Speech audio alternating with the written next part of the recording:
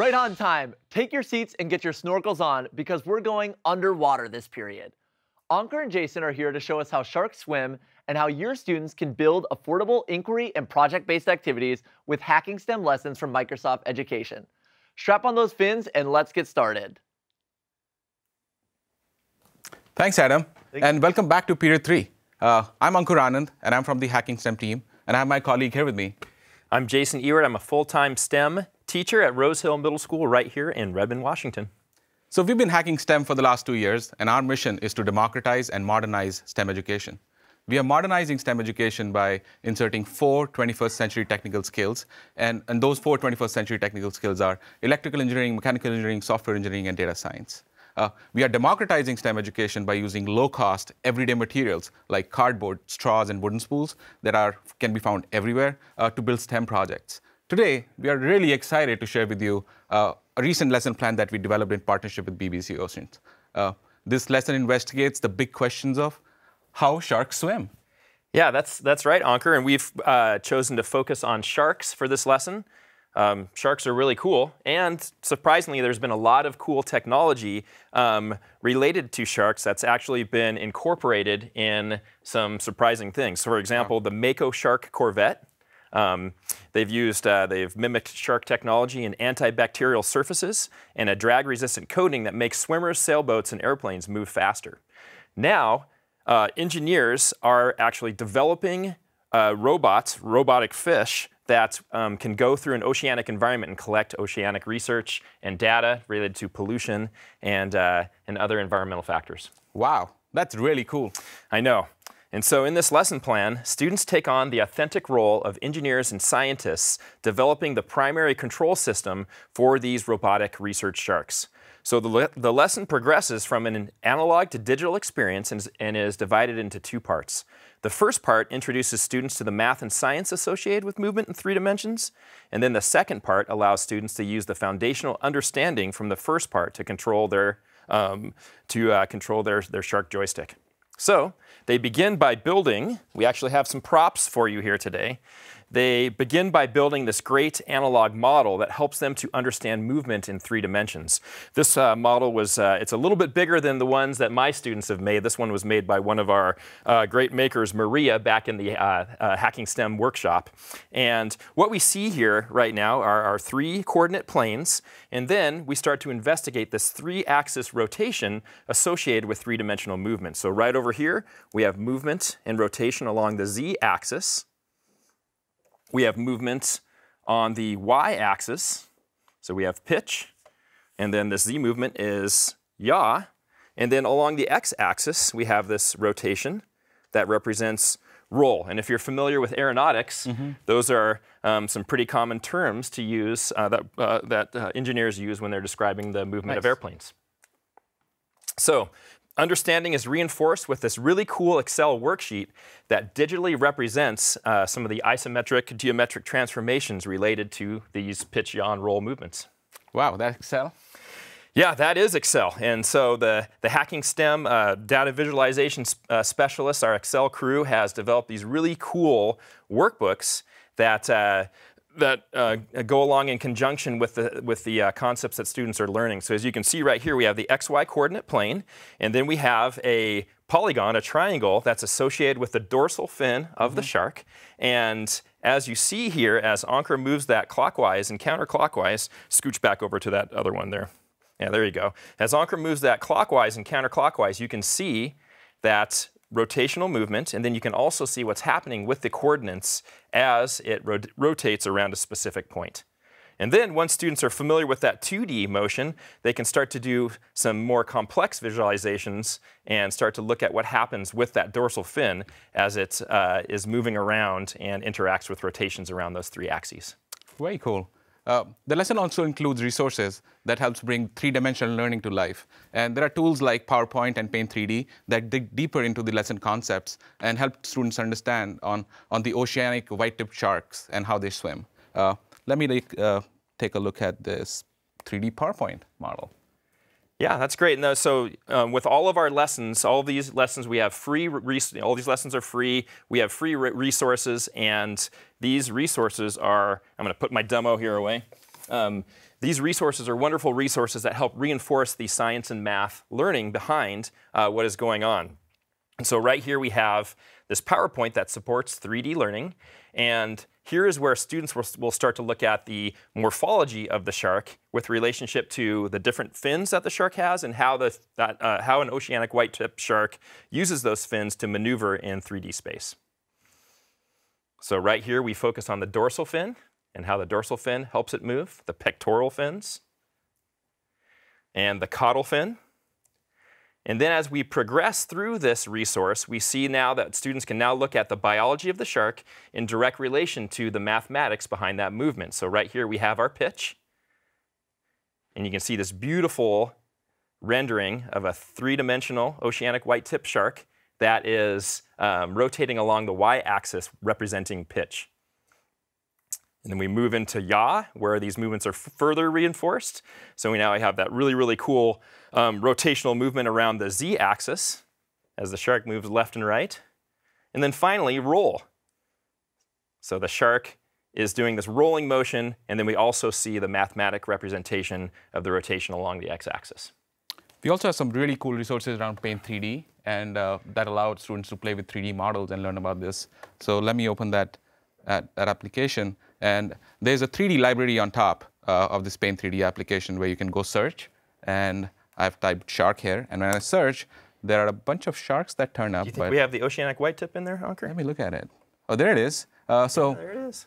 Oceanic white-tip shark was the hero of the BBC Oceans movie. And here students can insert this oceanic white-tip shark into their Paint 3D model and sort of look at it in a multi-dimensional way. So now we can, again, students can actually engage with the oceanic white-tip shark on a canvas, and which further reinforces their understanding of this 3D motion and really helps with their thinking around how to move 3D objects.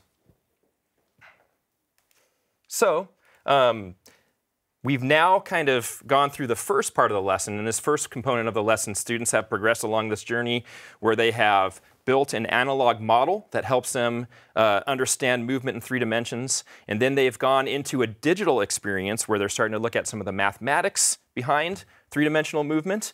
And then they have these resources that enable them to then look at the science behind 3-dimensional movement related to the actual biology, morphology of the shark and its fins and how it maneuvers through the ocean.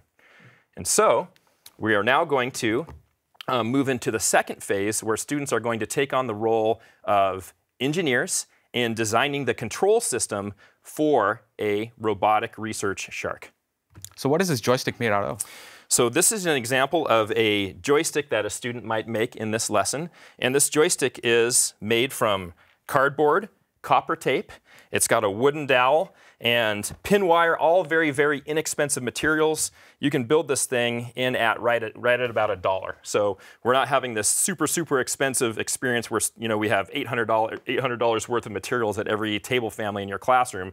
This is all made from materials you can get from your recycle bin, really cheap at the craft store, right. And source online, very, very inexpensive. And so this is set up with electronics that then go through an Arduino Uno microcontroller, and then that microcontroller then allows us to engage with live data in Excel. And as any middle school science and engineering teacher knows, live data is where it's at. Ankur, you want to talk to us a little bit about how we're getting live data into Excel? As you said, live data is where it's at. So I want to take a moment and talk about data streamer here for a little bit. So Excel has been a go-to tool for analyzing historic data or static data. And our team went ahead and developed this data streamer app in Excel. It's an add-in that enables real-time streaming of data in Excel. So once students have built this shark out of a cardboard and copper tape and some wooden dowels and connected it to Arduino, this Arduino can stream data in real time in Excel. Let's go ahead and do this demo. All right, let's check it out. Show us how we get set up with this. So on top of the Excel tab, you see this, on the ribbon, you see Data Streamer tab. And when you click on it, you see Connect a Device. And when I click on Connect a Device, you see Arduino Uno. This Uno is the same microcontroller that is connected to the shark. All I have to do is connect and start data. So now we are ready to test the joystick. That's right. So now I can interact with my joystick and we should start to see some live data being represented on our test environment. And this is a really, really cool worksheet within this workbook that allows students to be able to, as they build, they can test the different components of their model and make sure that it's working properly, and that really helps them advance along as they are building and designing. And so let's go ahead and check out the 3 types of motion. Let's try out roll. So we see over there on the cardboard side, with those white circles, we're seeing that those connections are being made, and then we also see our virtual shark mathematically represented over on the right. Okay, let's check out pitch. So now we are going to take a look at pitch. So now we can see the shark moving up and down on the mathematical model there on the right, and we also see the connections being made with the white circles on the left. And then lastly, let's try out yaw.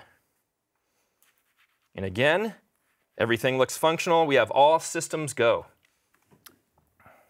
Cool. Seems it's time to scan the marine environment and start exploring.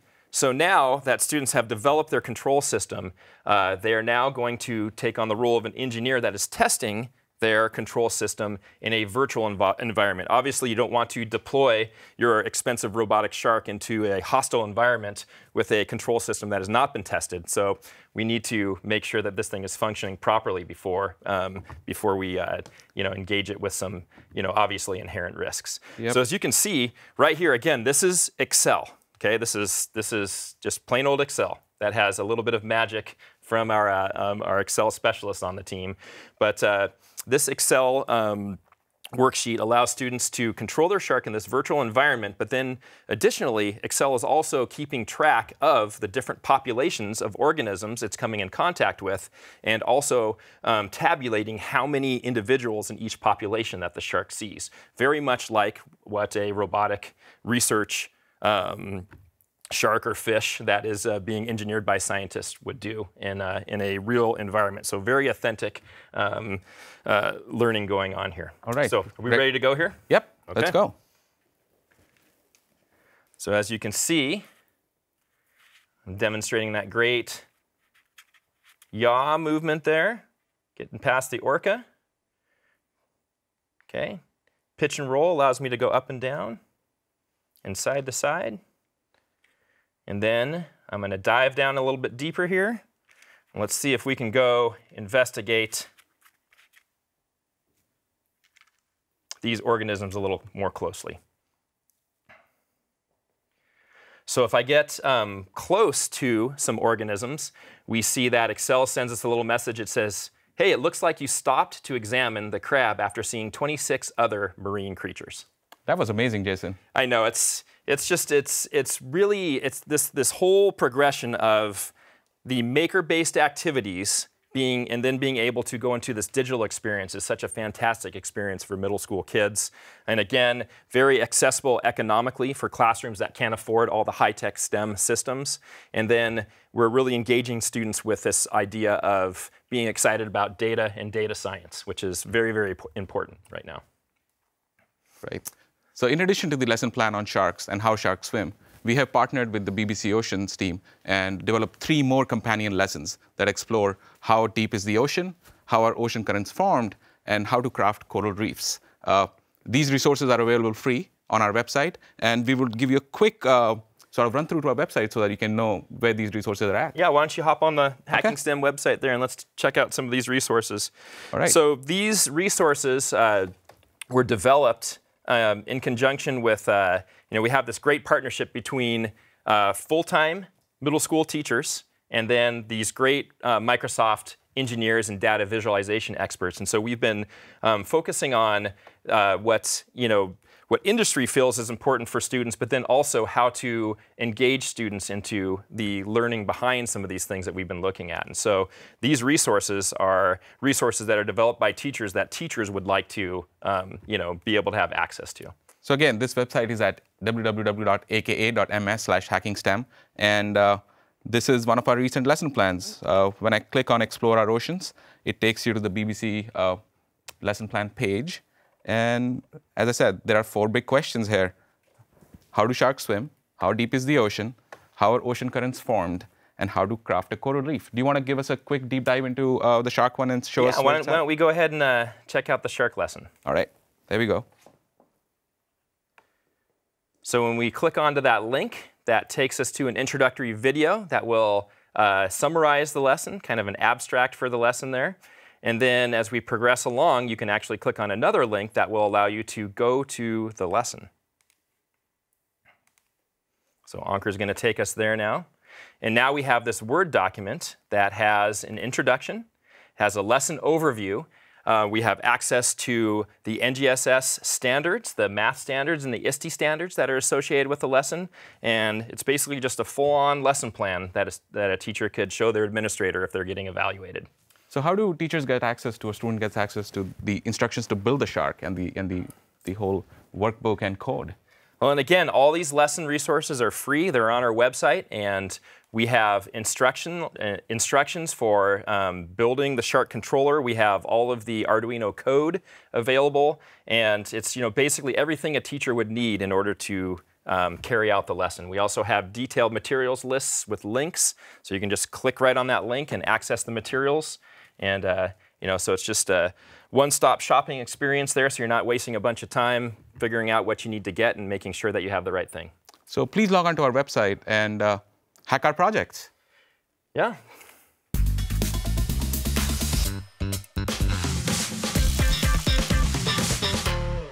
Wow. Okay, what an awesome period that was. Thank you both so much for taking us down in the ocean. I'm so excited to see what more the BBC partnership brings to the lessons, or to the table, to the ocean, whatever you want to say there.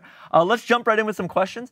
What ages are the Hacking STEM lessons intended for? So we've geared these lessons for middle schoolers, 6th through 8th graders, 11 to 14-year-olds, but we also have made sure that these lessons have a lot of room for differentiation. So you could easily take this lesson and make it into a high school lesson. You can take parts of these lessons and make them applicable to elementary school students as well. And again, they're very, very flexible. We, highly encourage teachers to take any part of that lesson and just use that to enhance their current curriculum.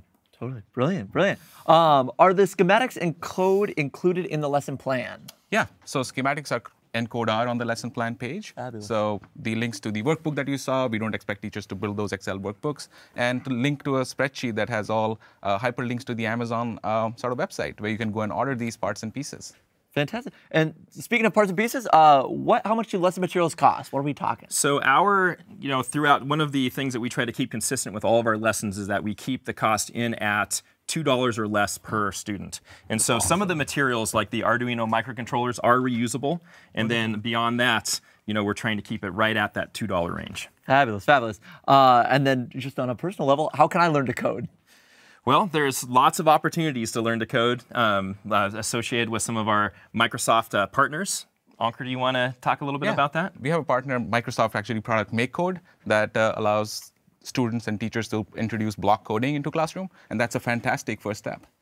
And we're also starting to develop some lessons that engage students in an experience where they're using some of these block editors in conjunction with Excel and their physical devices that they are working with. Wonderful. All right. Well, thank you both again. Awesome, positive. We got so much more in store. At the top of the hour, you may want to keep those goggles, the snorkels.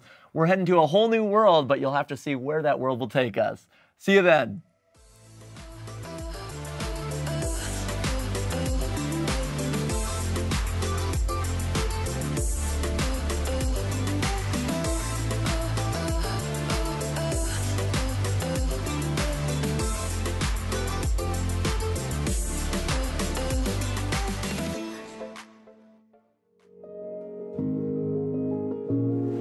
Hi, baby. Good morning.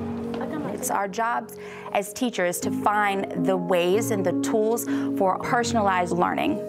We're unique and we're different, so we're not all going to learn the same way. Personalized learning in my classroom looks like everyone doing the same task, but in a different way.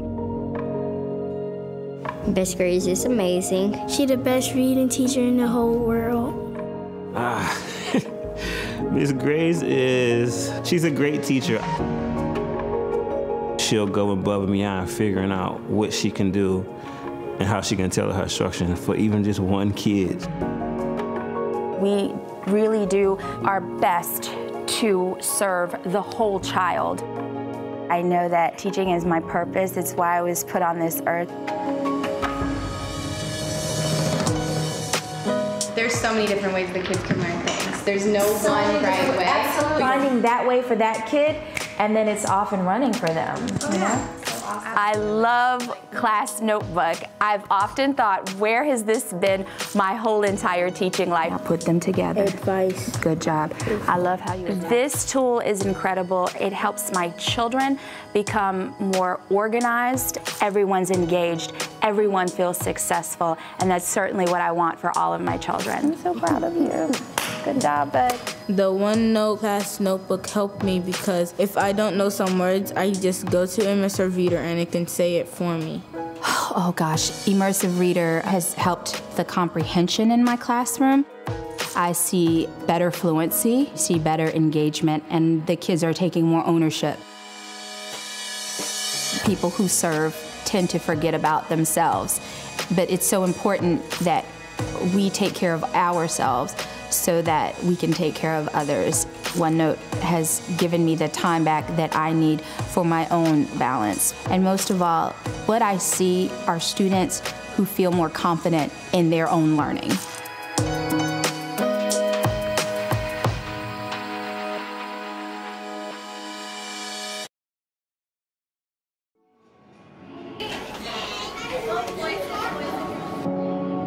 We first initially started noticing problems with PJ right around 1 year of age. It wasn't until about 2 years old and he was given his first diagnosis of pervasive developmental delay.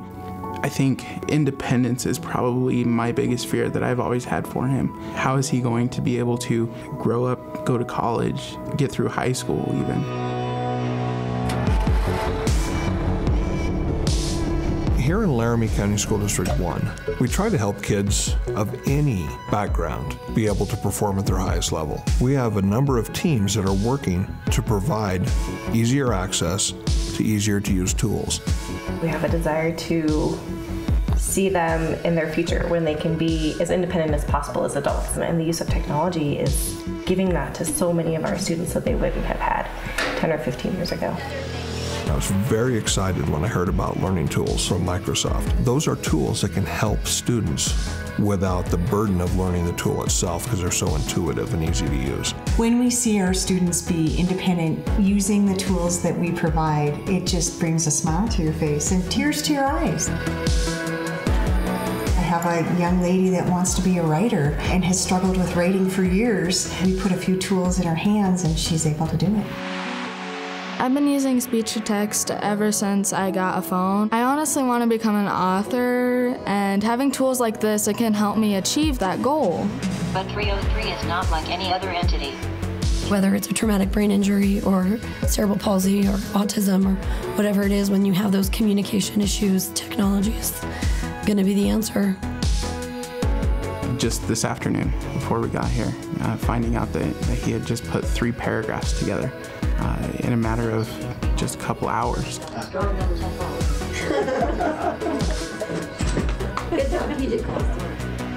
Being in a rural area, we don't have a lot of access. Without the school district, we never would have gotten this far. Now, it's looking like it's going to happen a little bit easier.